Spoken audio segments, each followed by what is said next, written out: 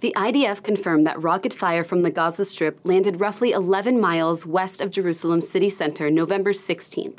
The rocket fire is a clear escalation of the ongoing hostilities between Israel and Hamas, which has already seen multiple rockets directed at Tel Aviv, a red line in its own right.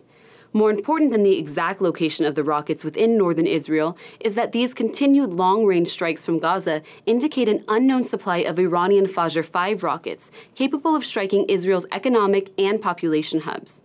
Such a reality shows airstrikes have not been successful in destroying the long-range rockets and increases the probability that Israel will feel obligated to make a ground incursion into Gaza to eliminate the remaining weapons.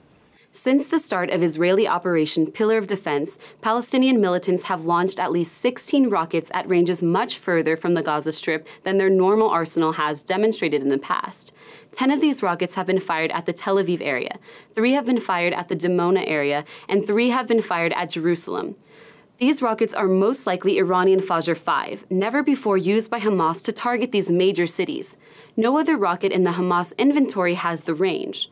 Politically, Israel cannot allow these strikes to continue against their population, and although they are currently responding with airstrikes on Gaza, clearly they have failed to eliminate the arsenal of Fajr 5s with their initial strikes.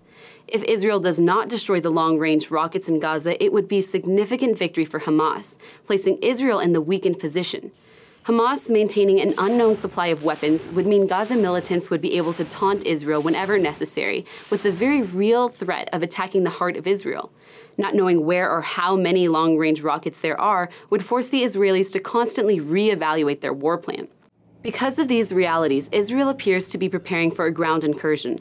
Ehud Barak has just requested to mobilize up to 75,000 reserve troops.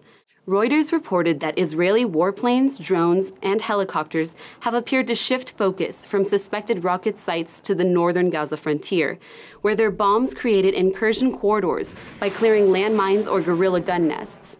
This, along with the redeployment of troops along the south, are some of the first steps that would indicate a ground force moving into northern Gaza.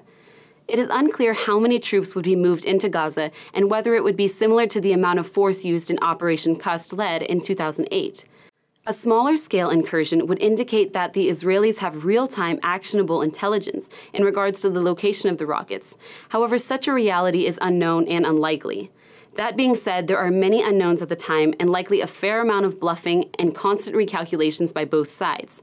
But what is known is that if these long-range rockets continue to fall on Israel, it becomes increasingly likely that the Israeli forces will respond with a ground incursion into Gaza.